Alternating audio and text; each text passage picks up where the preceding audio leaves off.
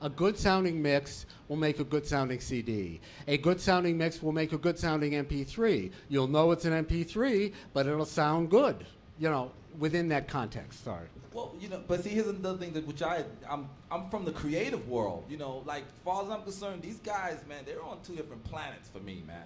I'm like, listen, if it sounds shitty, then make it sound creatively shitty. Yeah. You know what I'm saying? Because people, I don't think that nobody knows the difference, man. They'll just listen to it and go like, yo, that sound is funky, son. Where did you get it from? I agree.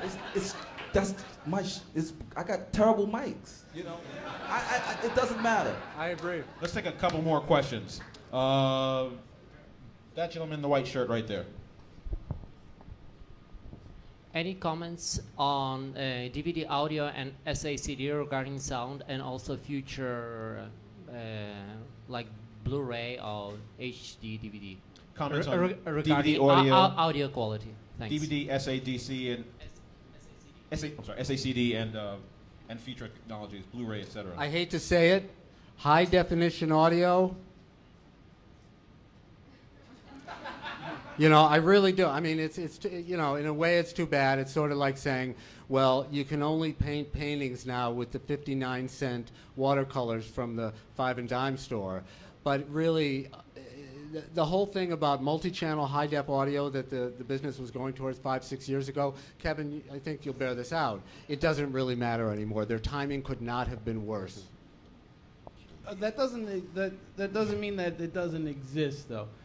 In terms of more like for film and for special classical recording, jazz recording, but in the pop world, it's been a dismal failure. I mean that goes. Your question reminds me of like, okay, like what should you be recording at? Is it 96? Is it 48? Is it 44.1? You know, one of my things is that, you know, this is something I just discovered this year, is the fact that, you know, 44.1 to me works. And the reason why it works is because it sounds the way I hear it in my studio, and then I take it out and play it anywhere, it sounds the same. Yes. One of the problems that I had doing things at 48 and at 96 is that when I took them out, it didn't sound the same.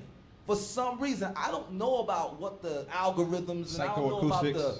No, it's not even the psychoacoustics. It has a lot to do with the dithering and all kinds of processes that we don't even want to get into. But all I know is that it just doesn't sound the same. It doesn't, I lose the hair curls from when I'm listening to it at home, and I'm going like, oh, this shit is ridiculous. And then when I get it out, it goes like, man, it's all right. It's also a good idea, unless you're doing jazz or classical, at which high def sounds really fantastic. But I believe it's good to work at 44 because that's where it's going to end up anyway, and you end up working against the confines of the room that it's going to ultimately be in. That's me. You have a question right there? Just kind of going further with what you said, and to get back to what Bob said before about a good sounding mix will sound good on CD, it will sound good digitally, it will sound good on vinyl. Are you guys mixing and engineering now, considering most people are listening to an MP3 on an iPod? Does that have anything to do with... I'm just curious. You can't do that because, as one wonderful engineer who I learned a lot from said to me once, he said, a good mix is something that doesn't sound too awful anywhere. You know, and you can't lay for a certain thing. You know, the real best thing, the way to approach that is in mastering. I do believe in mastering differently for the different media. Is there an analogy here to the famed, you know, Motown making their records to sound good on transistor radios? Is that? Well, I mean, we always mix to the lowest common denominator. As a mixer, I never have the big expensive speakers up for the bulk of the recording session. It's always the crappy, I say crappy, but that's my bread and butter. Crappy, yeah. You know, good crappy, yeah. A pair of inexpensive Mackeys, or a pair of inexpensive Genelecs, or even then down to my little mono Polk audio.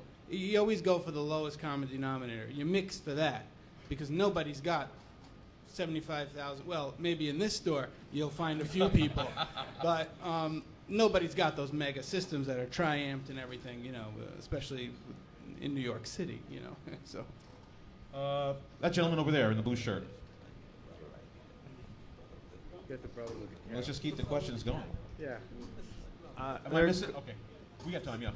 There are a couple different ways of new ways of distribution that have been talked about tonight, but one that I think is interesting that I haven't heard talked about much but has been phenomenally successful is Prince, who has gone directly to his audience in some very unique ways. In some unique ways. You go to his website, you buy it directly, and not all of his music is that way, but some of it is. Some of it's exclusively that way. The only reason he's able to do that, I'm sorry, but no, well, I wanted to finish that, which is that it's amazing that he's able to do. He's making a killing because he doesn't have to sell much to make a ton of money.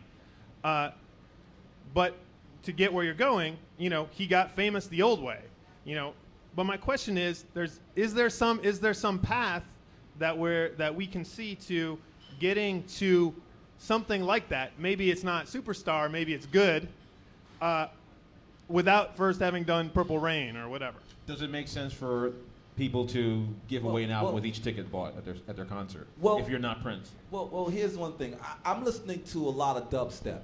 I'm listening to a lot of Code 9. I'm listening to a lot of Scream. I'm listening to Loafer. I'm listening to Digital Mystics.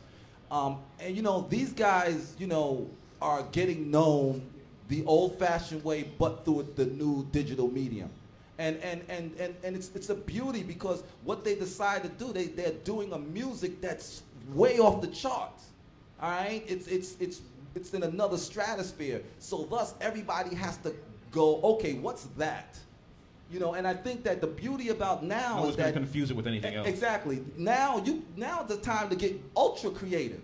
I think that everything is coming down the middle, man. If I hear another fucking rock band that just gets on stage and just, I'm going crazy. If I hear another hip hop artist with the boom, boom, boom, I'm sorry.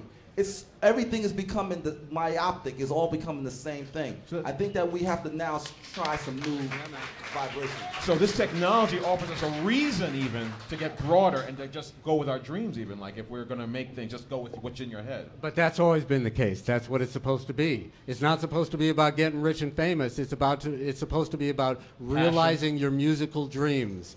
One other thing about your question. Excellent point, Hank. You sell records now one night at a time. That's one of the big things that's changed. And that's one of the ways where you can do for yourself. You got to get out there and tour. You make fans and sell records one night at a time. Just before we go to we'll go to this gentleman's question. It almost seems like what this technology is promising us is like a more honest music business. I don't mean like in terms of royalties, but I mean like the people who get to make records are the people who really deserve to do so. As Hank said, the end of hype, the end of 10 million, diamond artists, It seems like what we're talking about here is really returning it to like, I'll buy your music if your music moves me, not because I've heard the song 80 times today on the radio, as such.